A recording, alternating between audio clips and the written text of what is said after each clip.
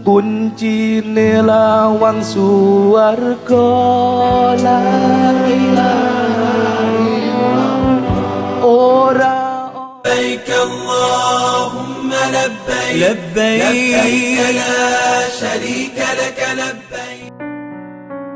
Tengok Nabi Muhammad SAW masuk ke pasar, yamshuna fil aswaq, berjalan di pasar dan memeriksa pedagang.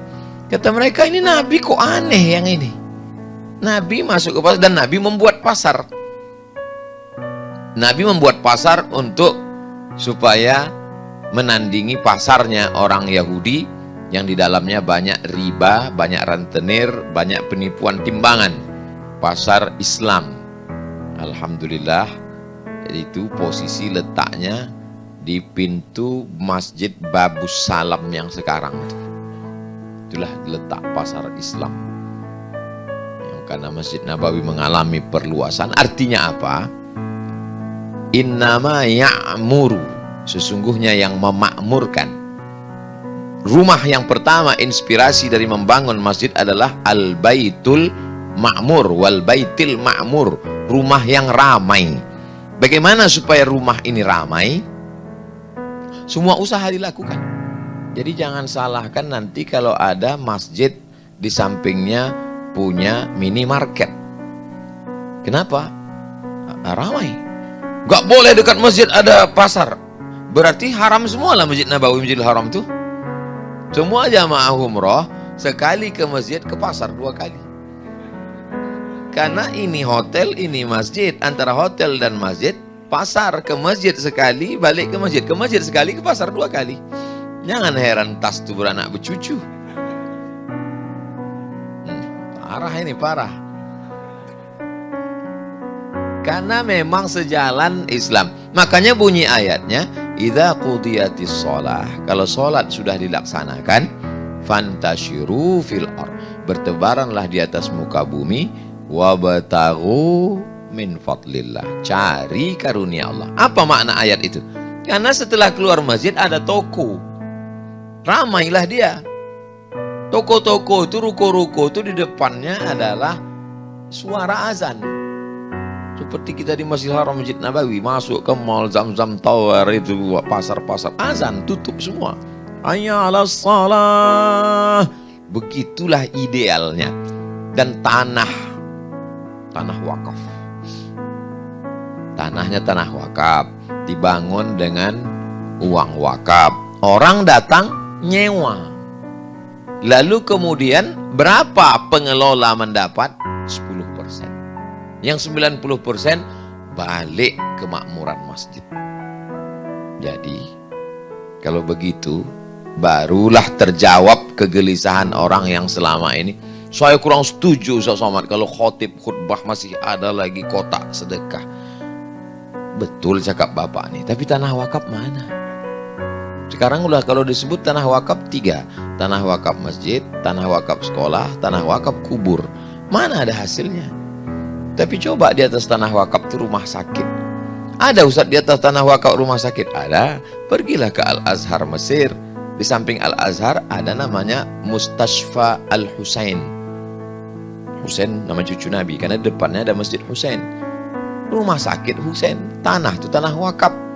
Kawan saya suka makan cabai, mengunyahnya malas. Bertumpuk biji cabai itu di dalam, usus buntu. Tahun 97, 98, 99 krisis moneter. Periksa usus buntu. Operasi 2000 pon. Kali 2000 rupiah 4 juta. Duit tak ada. Makan pun payah, krisis moneter. Operasi 2000 pon. Tunjukkan kartu Al-Azhar, gratis. Kenapa? Karena masjid, karena tanah wakaf. Rumah sakit gratis. Kuliah di Al-Azhar, tanah Al-Azhar itu tanah wakaf, gratis. Dari mulai TK, SD, SMP, SMA, S1, S2, S3, asal tahan aja lah. Tahan Al-Azhar, balik gratis, tak ada berbayar di Al-Azhar. Dari mana? Wakaf. Dulu Al-Azhar ini lebih kaya dari negara.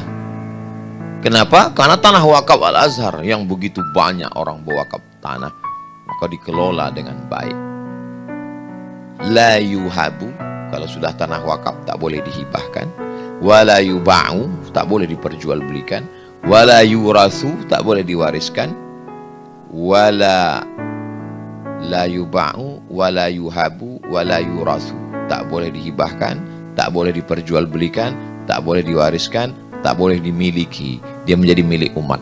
Inilah yang mau dihidupkan kembali oleh kapal Monzalan yang disebut dengan KWP, kawasan wakaf produktif. Mengapa ada kata produktif di situ? Karena lubang liang lahat ini tak produktif. Mana ada mayat mau menyewa? Nah, itu semua gratis. Andai dia mau menyewa, kita pula yang takut menagihnya. Nah, itu masuk ke dalam. Nah, jadi kawasan wakaf produktif ini, misalnya nanti Bapak Ibu pengurus kalau pergi ke Mandailing Natal, sampai ada masjid, kita baru tablik akbar di Masjid Raya, Masjid Agung Mandailing Natal, depan tuh ada kafe. Saya tanya, kafe itu punya siapa? Pak, kafe itu punya masjid. Kafenya bagus. Kami mau masuk segan, banyak orang minta foto, tak jadi. Bagus kafe. Nah, jadi balik. Islam ini adil. Bukan berarti pas ditanya, lalu kami pengelolanya dapat apa? Lillah. Enggak. Orang mau makan juga, dia mengkhususkan waktunya. Yang dibayar itu adalah waktu dia. Sebenarnya dia bisa buka usaha lain, tapi karena untuk masjid ini, maka wakaf 10% dari hasil keuntungan, bukan dari modal. Beda dengan zakat. Zakat 1/8. Begitulah adilnya Allah Subhanahu wa ta'ala. Bagaimana supaya masjid ini ramai? Maka jangan heran kalau pengelola masjid ini anak-anak muda, muncullah untuk membuat kafe yang Islamic cafe, muncullah di situ ada sarana olahraga yang Islami, menutup aurat, muncullah ide untuk membuat ada skateboardnya. Kenapa muncul ide-ide? Karena anak muda itu yang berpikir untuk naik skateboard. Kalau orang tua mana terpikir patah nanti tulangnya, itulah. Asam urat, asam pedas, asam lambung semua naik. Itu. Tapi bukan berarti cakap saya ini menyinggung perasaan bapak pengurus yang tua-tua. Enggak. Saya tak ada melihat ini ada tua. Kalaupun ada, ini adalah anak-anak muda yang terjebak di tubuh orang tua. Nah, gitu. Semangatnya muda semua, lupa usia kalau udah mengurus masjid ini. Maka banyak juga pengurus masjid ini tak mau mundur. Karena dia merasa masih muda terus. Dan kalau mundur tak mau lagi datang ke masjid. Itu.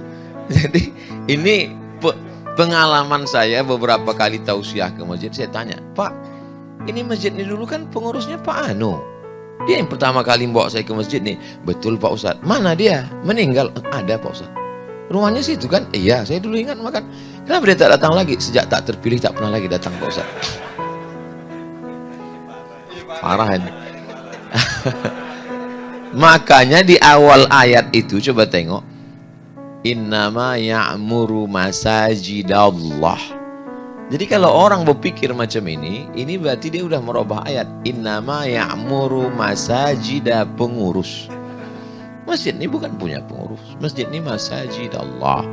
Dipahamkan dia bahwa masjid ini punya Allah. Kami ini hanya diangkat sebagai penerima amanah, sebagai memakmurkan rumah Allah. Sementara ada orang-orang yang lebih baik. Kalau ada orang lebih baik dipilih oleh masyarakat, dudukkan dia di situ. Hasilnya dibukalah sekolah. Lalu masjid tidak hanya sebagai tempat ritual ibadah. Nabi SAW mengajar kepada sahabat, hadis-hadis didengar dari Nabi, meninggal Nabi disampaikan sahabat, meninggal sahabat disampaikan tabi'in, meninggal tabi'in disampaikan tabi'in. Makanya ketika mereka pindah ke suatu daerah, yang mereka bangun masjid. Masjid Amr bin As di Mesir. Imam Syafi'i mengajar di situ. Masjid Amr bin As. Dari mulai pagi sampai malam. Tafsir ada, hadis ada, fiqih ada. Itu yang disebut dengan halaqah. Halaqah artinya lingkaran. Karena syekh duduk, lalu murid pun duduklah keliling. Ada halaqah hadis, ada halaqah tafsir, ada halaqah fikih, ada halaqah usul fikih. Banyak sekali. Sebelum ada kelas. Belakangan dari barat baru muncul kelas. Guru di depan, murid di belakang. Tak tahu mana yang mencontek, mana yang paham, mana yang tak paham. Kalau sistem halakoh, dia kontak langsung, nampaknya biji mata murid itu masing-masing. Gimana? Paham? Ada. Maka kata Imam Syafi'i, "Idza qara'a 'alaika faqul haddatsana wa idza qara'ta 'alaihi faqul akhbarana." Kalau gurumu membacakan, nanti saat meriwayatkan kau katakan haddatsana syekh. Kalau engkau yang membacakan, gurumu mengangguk, maka kau katakan akhbarana. Artinya apa? Hubungan itu langsung. Itu yang disebut dengan bersanad, karena didapat secara talaqi dengan syekh. Akhirnya berubah menjadi klasikal. Cikal bakal kampus-kampus internasional tertua ini dari masjid. Al-Azhar, masjid. Bagaimana pula dengan Al-Zaitunah di Tunisia, masjid. Bagaimana yang tertua di Maroko, Qarawiyyin, masjid. Masjid Qarawiyyin jadi Universitas Qarawiyyin, Masjid Zaitunah jadi Universitas Zaitunah, Masjid Al-Azhar menjadi Al-Azhar University.